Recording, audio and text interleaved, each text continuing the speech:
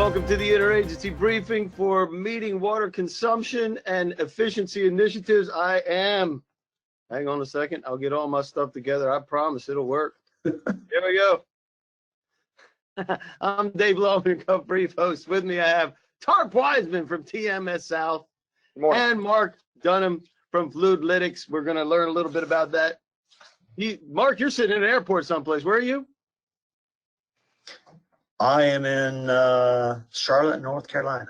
Charlotte, North Carolina.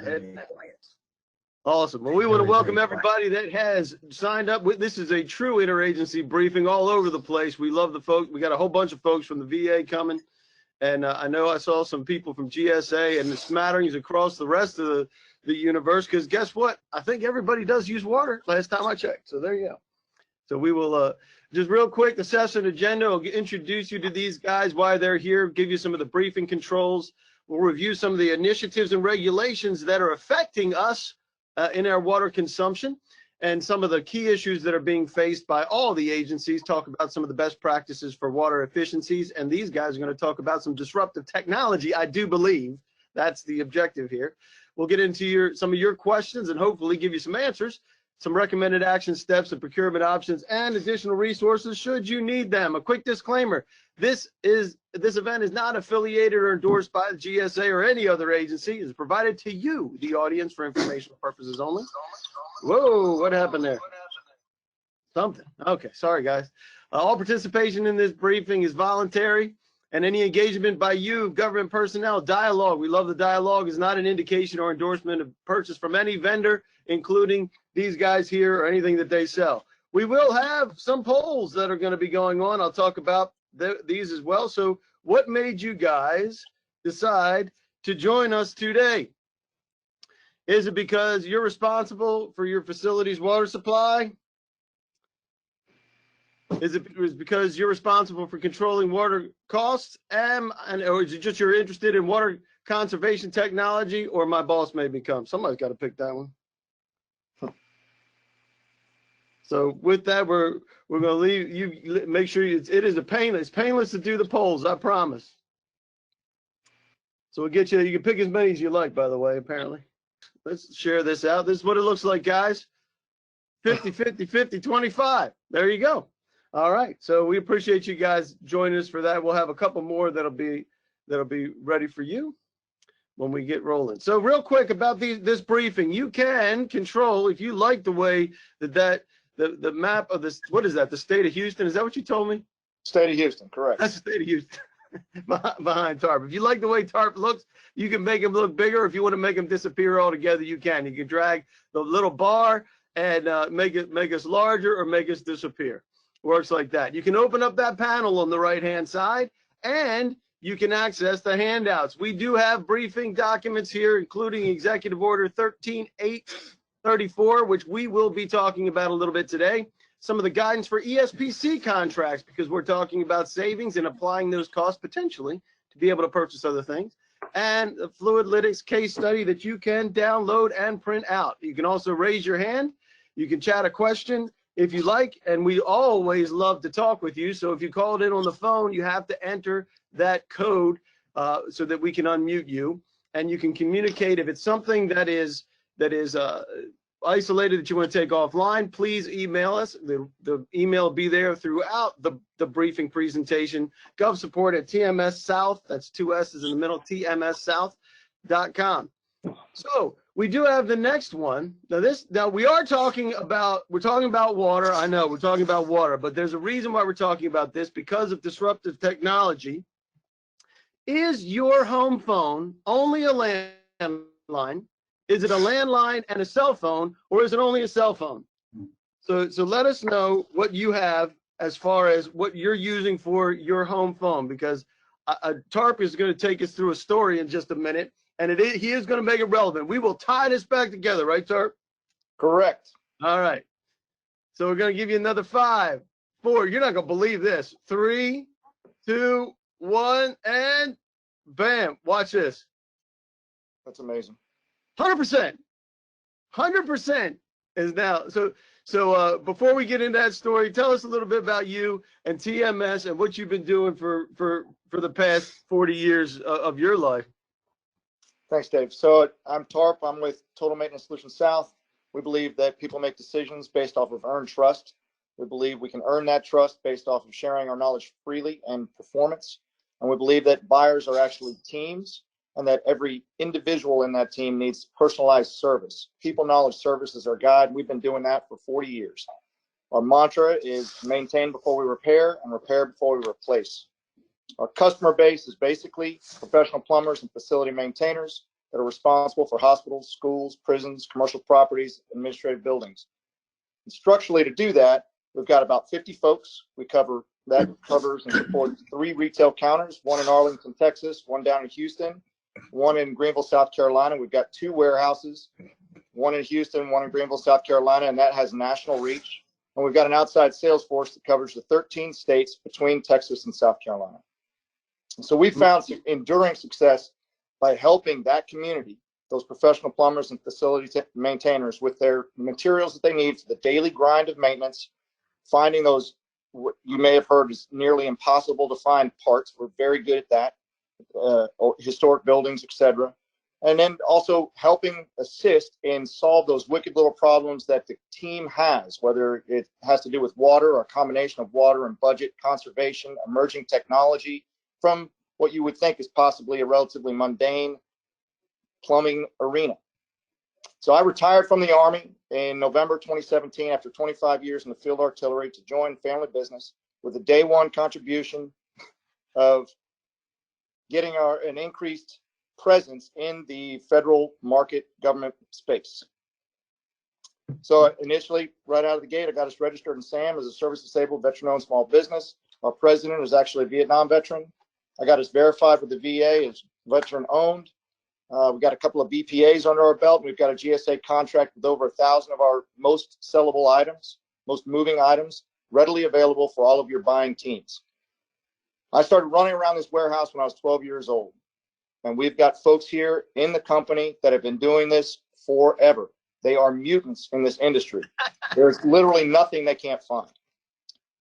But when we were presented this first opportunity to talk about FluidLytix that we're going to spend some time on today, for the folks that have been doing this for 40 years, it was eye-popping. And what it associated with me was back in 1999, I was a battery commander with the 1st Cav, and we had an alert roster that would run down the chain whenever there was a notification for rapid response. And everybody needed to put down their contact numbers. And most of us had beeper, possibly a flip phone, definitely the home phone. And there was one battery commander who only put down his cell phone. And all of us thought that guy is nuts. Yep. Now, if you look at that poll today, 100% of everyone uses their cell phone as their primary means of communication in their home, which is it's amazing. So now we're all 100% nuts. Now, the correlation, when we first started knocking on doors in 1972, asking if folks needed flush valves or backflow valves, everyone was concerned with how do they save on their monthly water bill. That has historically unchanged. All right, I get it.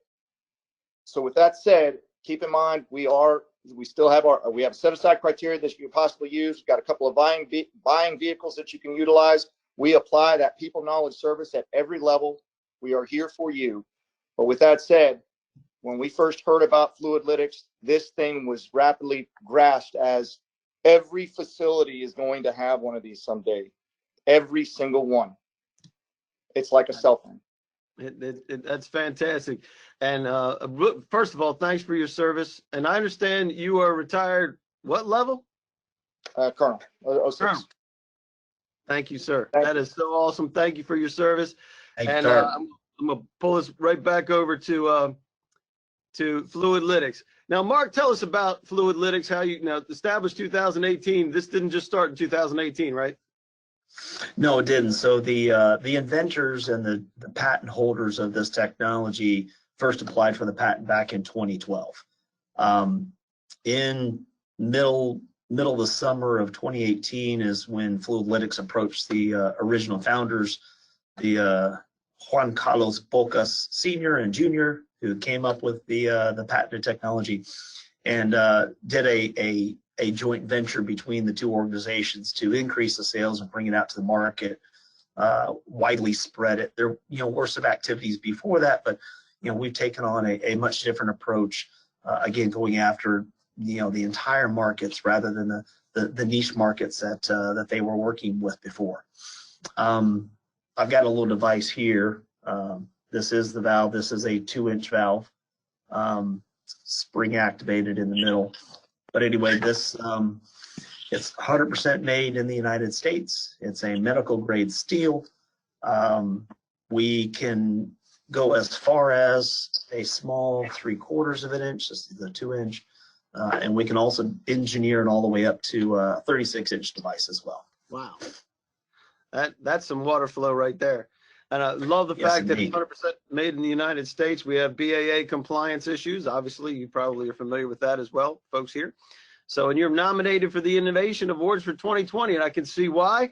And the reason why we're here today are the initiatives that were set out by Executive Order 13834. Most of us know what that is. And if you peel back that, it talks about increasing efficiency, optimizing your performance, and eliminating unnecessary use of resources and protecting the environment, all rolled into one.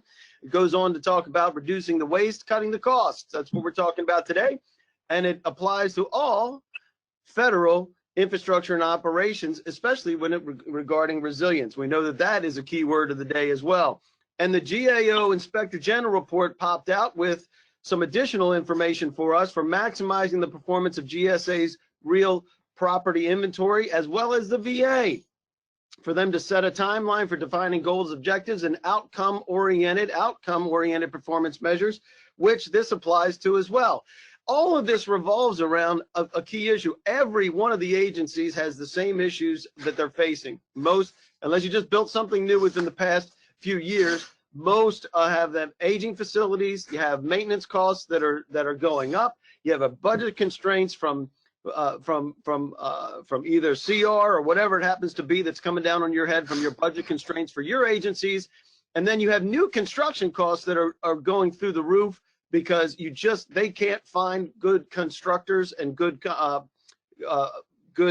general contractors. So what we're looking for is also identifying qualified vendors. Every single one of the agencies, every time we do a briefing, this is one on construction. These are one of the things that we come up with.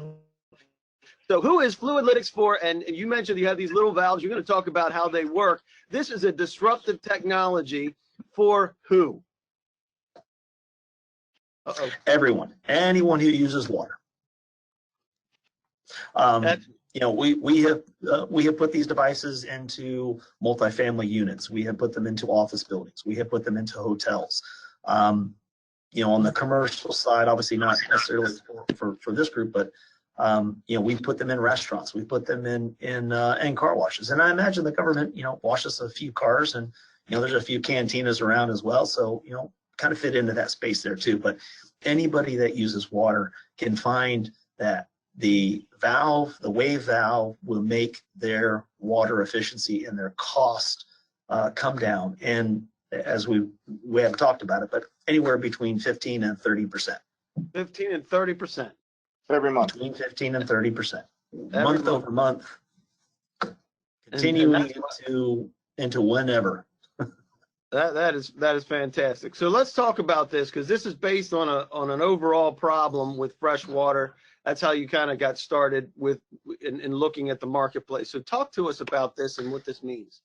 That's right. And this slide really just kind of goes through the importance of fresh water, the availability of fresh water across our planet.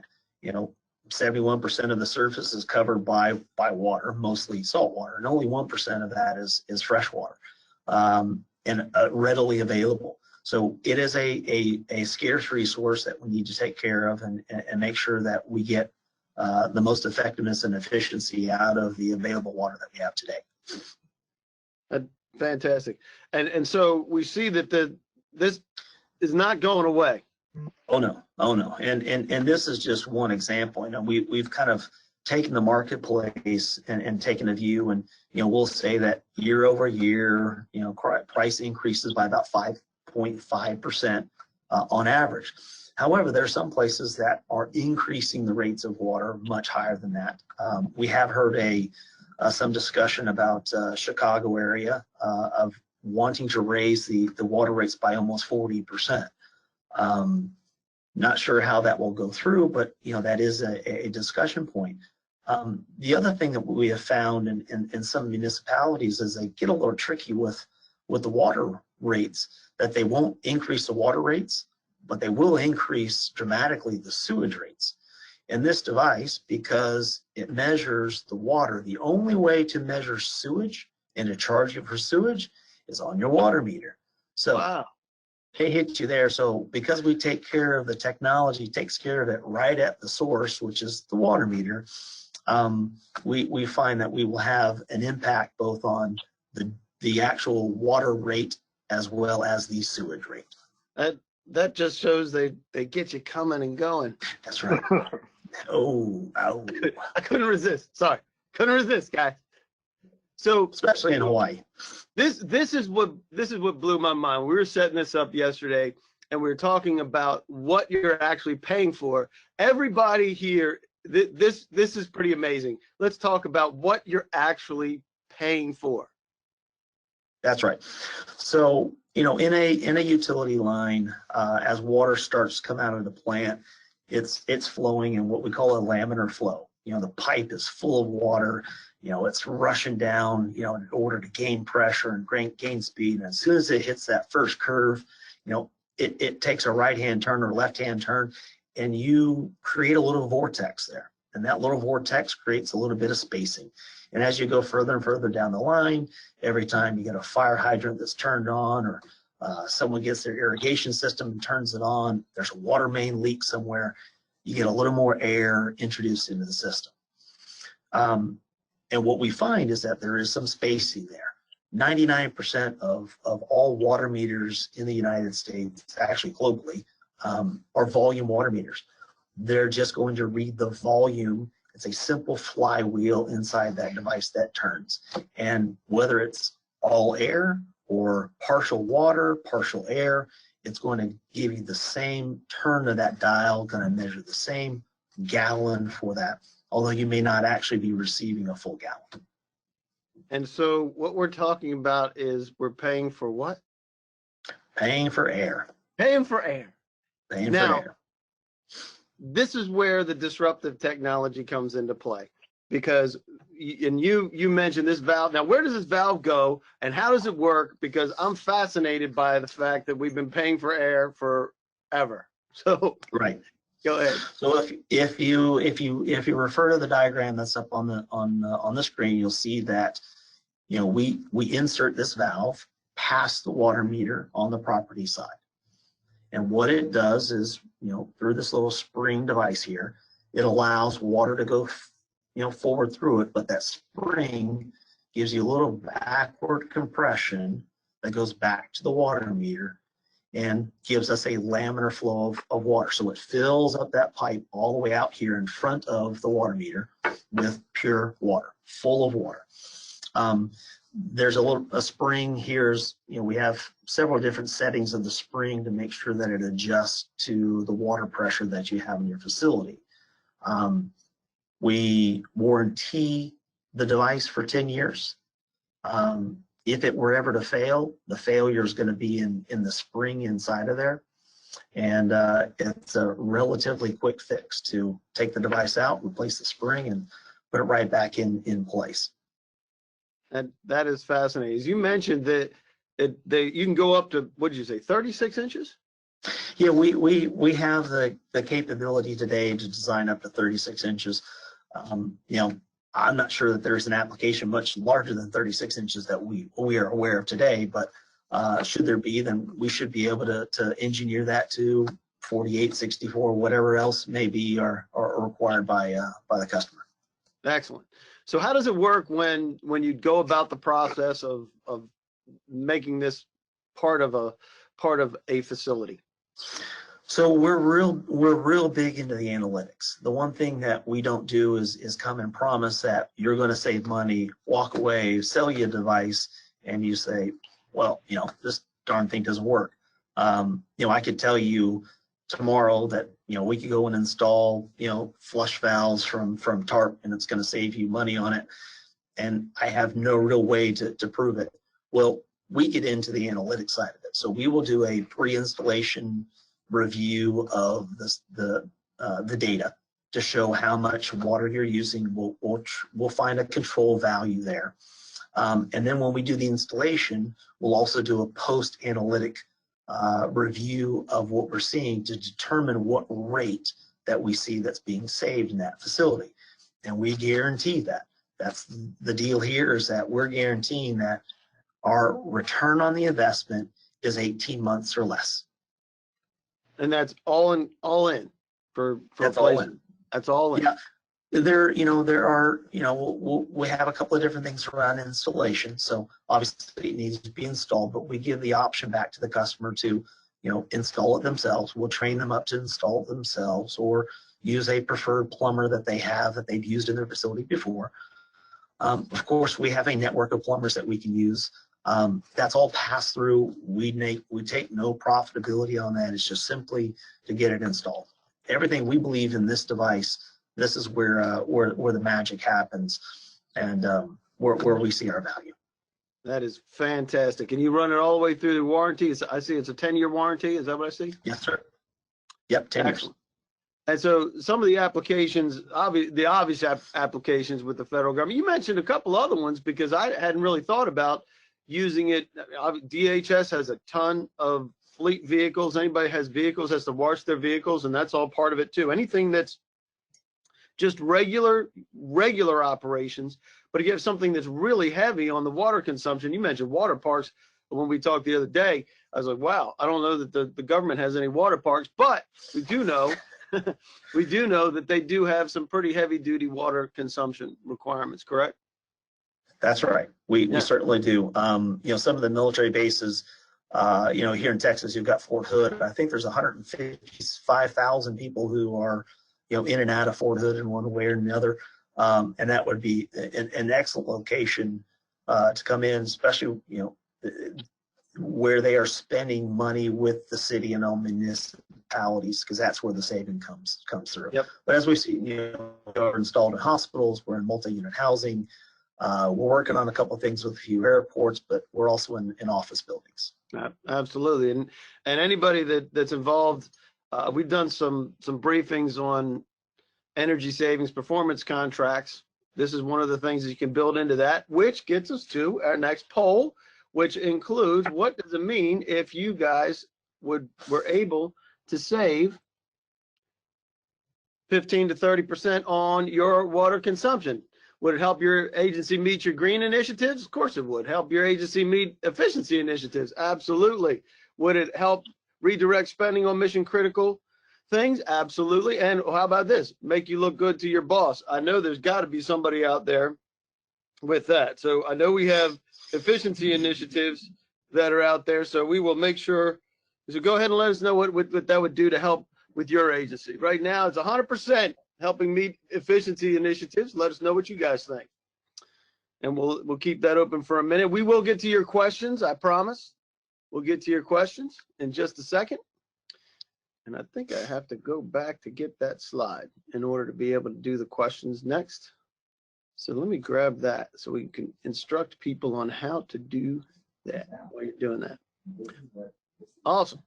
So another 5, 4, 3, I promise it's painless. 2, 1, and boom. And we are going to get to your questions. Let's see what we have for questions. We have a couple here so far. Dave, go ahead, sir. Yes, just sir. One thing I want to provide for the group, and that is what we have witnessed when we're talking about trying to conserve water within this industry.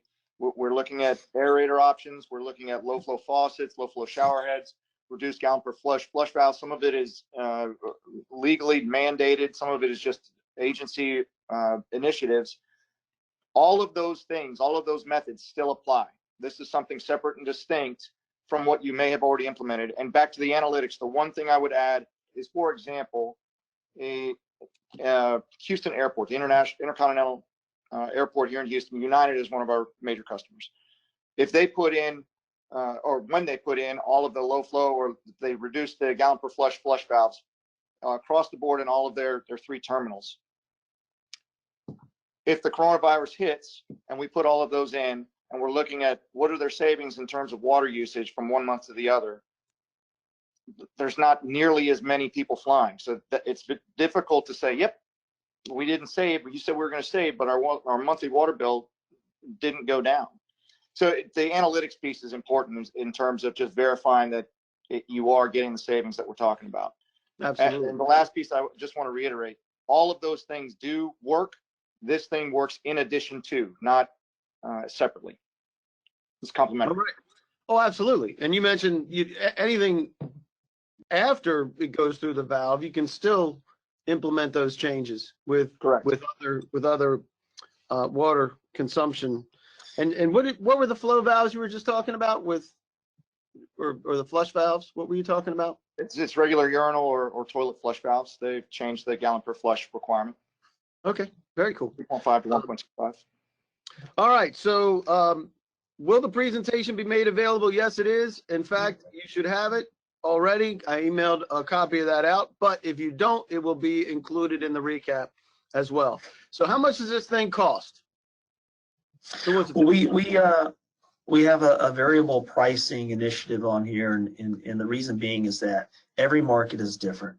We wanted to be able to make sure that we capture some of the low flow areas as well as the high consumers of water, not just take the pricing and fix it in one location or one price point, and then have a cost benefit analysis that comes out and says, well, you know, that price doesn't actually save me any money here.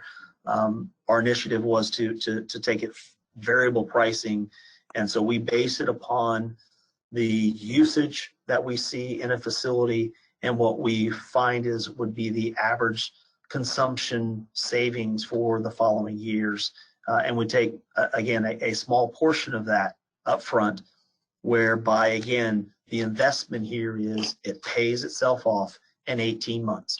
And this device, once you put it in, it's going to be in your facility for decades to come, with that savings flow to continue all the way through. And again, your return on your investment is at 18 months. All right. And does this affect the current infrastructure at all? In a positive way, absolutely. But there isn't. It's a very simple install in most places. In most cases, we can install it in less than an hour. So it's going to have a positive impact, obviously, on the infrastructure. But no, it's not going to have any detriments there. We're not going to find that you have to do a lot of replacement of additional piping and infrastructure. This will go right into the existing activities that you have there. Two things I would just want to add on that, and that's the disturbance in the water causes hammering in your pipe sometimes. This reduces that hammering effect. If you have possibly heard that in some of your facilities where it sounds like the pipes are shaking and banging something, this reduces that effect because there is less disturbance, less turbulence in your pipeline. Secondly, we get asked a lot, does it impact the water pressure? There are, Mark, you probably want to address that one. I actually have a question for that, so that's good. Go ahead. Okay. Yeah, we do see a slight modification in the pressure coming out, usually somewhere between 3 and 5%, which usually is just a relative small number of PSI. But again, that's part of the analytics part of this, that when we do the post-install evaluation, making sure that everything is operating effectively and efficiently based on that individual facility. There is variances, as we all know, in water pressures depending upon the municipality and their infrastructure that's delivering it to you. So again, we want to make sure that it's matched up effectively and working properly without any negative impacts to the facility. The other thing that I wanted to add is there's an additional now monitoring capability for your facility, not just your monthly water bill, but you've got a device in there where it can tell you you're losing water somewhere. You should be seeing different water consumption than what you are realizing, which is an indicator of a possible problem, a leak somewhere that you need to go investigate. So it's additional help for facility maintainers, basically. So in the last few years, we've heard lots about IoT, Internet of Things, smart meters and such. And so as our customers started using this, they started asking more information. They wanted to get more insights into what's happening on a daily basis, a weekly basis, how much money they're spending. And currently there's no real access to that. As Tart pointed out, with our IoT version that's still in development, but we will release that here pretty soon. It will give you that ability from a management dashboard to look at, hey, I had a blip and all of a sudden my blip's gone up and my water usage is much higher than it was yesterday, last week, etc., indicating there's something happening. In most cases, it's going to be a leak. And that's good to know, that it will help you identify other areas of problems, and that's all part of your solution then? That is a future part of a development that we're working on. The other thing that we have there is, municipalities aren't always great on billing. They make mistakes and there's inaccuracies there. And by using a management platform, that should also help you to find and eliminate those incorrect billing issues. So one more question: do you install this, or does the facility install it? Well, again, we have three different options. In most cases, we'll come out and do the installation. Either we will use one of our plumbers, our national plumbers, or we will refer back to the facility and use one of their recommended plumbers that they are using on the facility that's familiar with the facility and they're comfortable with. Or the third option is we'll train up the local facility folks to be able to do it themselves. Love it. Love and it. I can add on to that, just because I've personally interacted with so many of them, but it's depending on the comfort zone of your plumbers that are on site, whether they're handymen or if they're legitimate plumbers, varying degree. There's supervision involved with this contract or with this device that makes everyone feel very comfortable. It is very simple to install. That's fantastic. So if you have any more questions, we will get to those. I promise we'll get to those.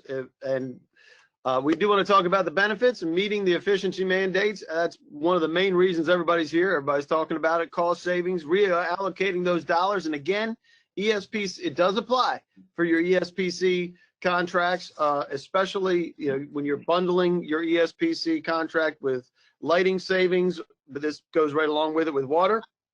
But the efficiency mandates, and most importantly, stop paying for air. It's when you told me that it was 15 to 30% is what you're paying for air, that is crazy. That's crazy. Yeah. All right, so we are going to answer the question: what does it take for me? What does it take? What do I need to do to get this in my building? Is it can be as simple as, hey, let's start a spec with a scope of work, or we can schedule a follow-up call meeting, and then we have schedule a site visit for your ROI analysis. You were just talking about that, Mark, and show my boss we're paying for air. Love that one too. Or something else, please contact me. So we'll keep that open for a minute. While we do have one more question, and it was talking about reduction of pressure. Does this reduce pressure? So yeah, so as I mentioned, you're looking at potentially a 3 to 7% reduction, which usually works out to 3 to 5 psi. Okay. And I would also add that, so part of the installation, it goes within 150 feet of the meter itself, so it's manipulatable. Many facilities have pumps to ensure there is regulated water pressure. And if there's not, if the 1 to 3 change in PSI is significant, there are solutions to that as well. Fantastic. Fantastic. We'll get another 5, 4, 3. Most people are asking for a follow-up call. So there you go.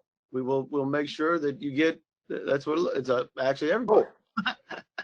So there you go. So we'll make sure we do that. If you have any additional questions, please send them to support@govbrief.us or govbrief, govsupport@tmssouth.com. And let's talk about staying out of hot water. You guys can do a pilot, right, where you can say, hey, let's test this within the facility. Most of the time that goes under simplified acquisition. And so that makes it much easier for them to be able to do it. And then you provide the analysis, as you mentioned, Mark, right? That's right. I mean, we, again, our we're all about customer service, customer satisfaction. So we want to make sure that everyone's seeing the actual results. We're not selling snake oil here on something that doesn't work. You get it in, you go, all shucks, and you look back at your boss later on because this thing doesn't work. So we recommend doing a pilot in one location, and let the device speak for itself. The proof is in the pudding. Yep. And then follow the best practices for the rest of the place, right? Right, Tarp? It's not just about the one place. It's about looking at all the places where you have the water efficiency gains, right? Well, like I said, every facility is going to have one of these someday.